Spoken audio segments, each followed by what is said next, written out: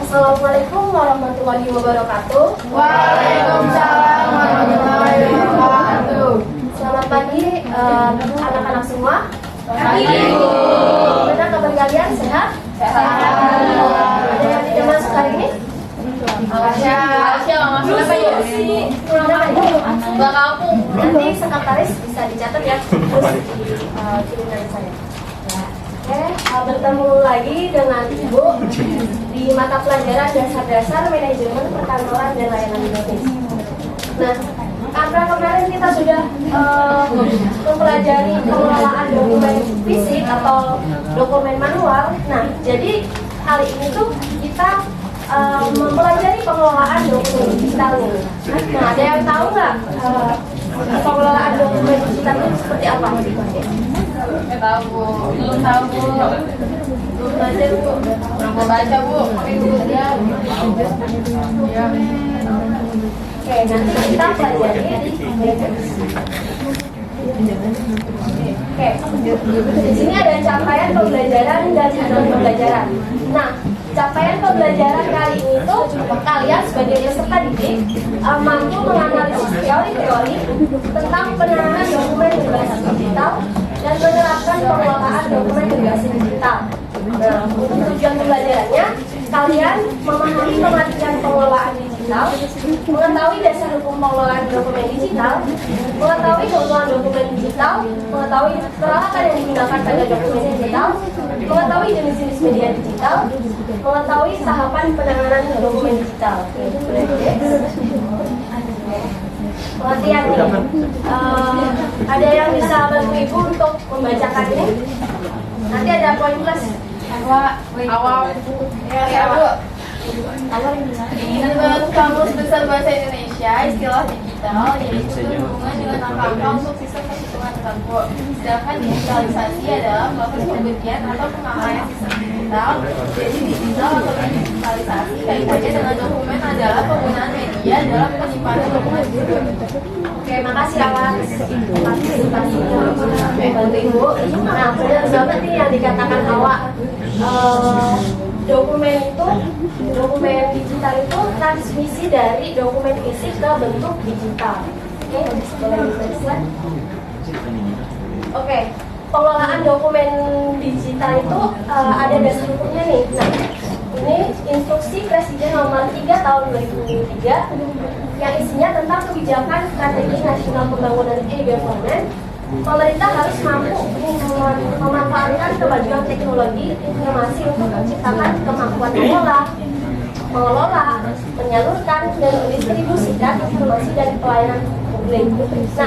Nah, contohnya tuh di kehidupan sehari-hari ini, misalnya kita membuat KTP nih, kita bisa dengan dukcapil online, terus misalkan di kakak bisa kalian lihat tuh di bawahnya pasti yang udah memperbarui kakak tuh udah ada scan barcode yang baru tuh. Boleh next slide.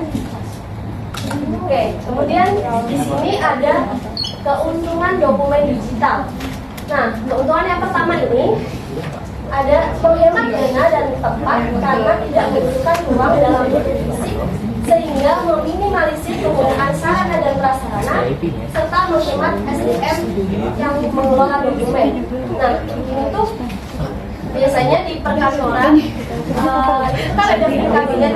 Nah, setiap tahun pasti akan bertambah. Nah, ini merupakan langkah untuk mengurangi bilik kabinet tersebut. Kemudian ada mempertahankan aksesibilitas sehingga dokumen dapat disimpan dalam bentuk yang lebih tahan lama. Nah, kalau di penyimpanan digital itu pasti penyimpanannya itu lebih lama dan aman seperti itu. Kemudian ada memudahkan dalam pencarian kembali dokumen yang dibutuhkan. Nah, kalau misal kita masih menggunakan dokumen fisik, kita tuh pasti akan kesulitan untuk mencari dan membutuhkan tenaga yang banyak, membutuhkan tenaga yang banyak untuk mencari dokumen fisik, misalnya mencari di kabinet ini, sesuatu waktunya, kemudian menjamin keamanan dokumen dari resiko hilang atau rusak. Nah, biasanya dokumen fisik rawan atas banjir seperti itu. Banjir kemudian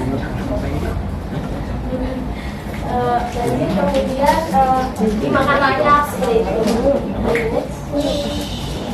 Nah, di sini ada peralatan yang digunakan. Boleh minta bantuan Ibu untuk membacakan slide ini?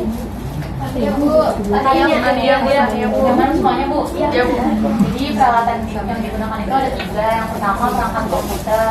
Perangkat komputer itu biasanya disesuaikan dengan dunia industri saat ini.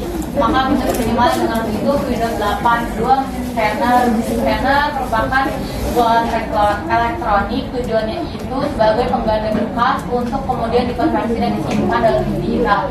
Nah, yang terakhir media penyimpanan digital atau magnetic storage media penyimpanan optika atau optical disk.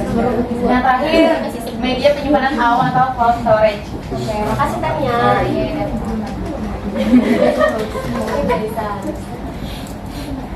Nah, yang disebutkan Tania tadi, yang poin ketiga ada jenis media digital nih. Nah, mungkin teman-teman udah pada tahu ya tentang jenis media digital ini. Yang pertama itu ada media penyimpanan magnetik atau magnetic storage media. Nah, media penyimpanan magnetik merupakan piranti penyimpanan paling banyak dijumpai pada sistem komputer modern. Nah, contohnya di hard disk kalian, flash disk, memory card, dan lain-lain. Kemudian yang kedua ada media penyimpanan optical guys. Media penyimpanan data elektronik yang dapat ditulis dan dibaca dengan menggunakan sinar laser berbentuk piringan bulat secara tipis. Contohnya kompas disk, CD-ROM, CDR, CDRW, kemudian DVD. Kemudian yang terakhir ada media penyimpanan awan. Nah, cold storage atau komutasi awan adalah suatu media penyimpanan data yang dapat diakses di mana saja dan kapan saja oleh para penggunanya melalui perangkat yang terintegrasi dan tersinkronisasi melalui internet. Nah, misalnya contohnya itu Google Drive yang di HP kalian, kemudian SkyDrive yang di laptop kalian itu masih ada, Dropbox, dan Evernote yang ada di HP. Nah, kemudian ada tahapan penanganan di dokumen digital. Yang pertama itu ada tahap pemilihan. Nah, tahap pemilihan dokumen perlu memperhatikan waktu penggunaan informasi dan penyelamatan dengan memperhatikan transmisi. Dan yang kedua, tahap pemindahan. Pemindaian dokumen ke dalam bentuk digital bertujuan untuk menyelamatkan dokumen tersebut setelah menciptakan proses dokumen sebaliknya. Yang belakang bisa memperhatikan ke depan nggak ya? Baik Ibu. Bisa Ibu. Yang ketiga yaitu tahap penyesuaian. Nah, salah satu nomor yang umum digunakan adalah scanner XS. Dengan XS adalah nomor urut pemindaian. Jadi sehingga perlu dilakukan penyesuaian nama file tersebut karena mengikuti jenis dokumennya. Kemudian tahap keempat yaitu tahap pendaftaran. Nah, ini pembuatan daftar dengan mencantumkan informasi tentang nomor urut dokumen yang disesuaikan dengan daftar perkiraan arsip atau DPA. Dan yang terakhir tahap pembuatan berita acara. Nah, ini pembuatan berita acara merupakan proses yang sangat penting ya. Proses digitalisasi dari dokumen konvensional atau dokumen fisik ke dalam dokumen digital. Nah, pada tahap ini mencantumkan pertanggungjawaban pelaksanaan dan legislasi dari pejabat yang berwenang dan detail jenis perangkat keras yang digunakan. Berikut contohnya yaitu strategi berita acara alih media aksi dinamis. Nah, saatnya Miss Temi. Nanti yang bisa jawab ada lewat dari Ibu di luar. Nanti yang memperhatikan bisa menjawab.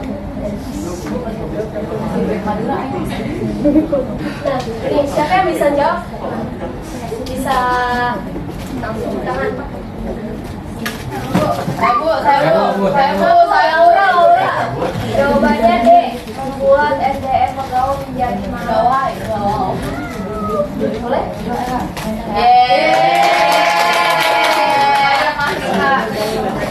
Terus ada lagi nih satu pertanyaan lagi. Ya, saya Bu. Jangan itu B.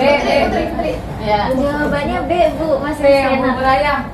Kita di dulu apa? Dibaca dulu. Sebuah alat elektronik yang memiliki tensi dasar sebagai pengganda berkas untuk kemudian dikonversi dan disimpan dalam bentuk digital disebut. Yang B, Bu, jawabannya mesin scanner. Yes. Semangat Putri.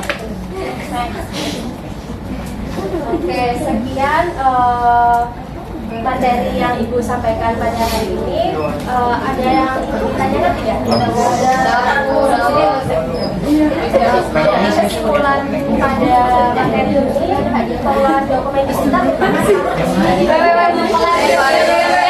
kelar.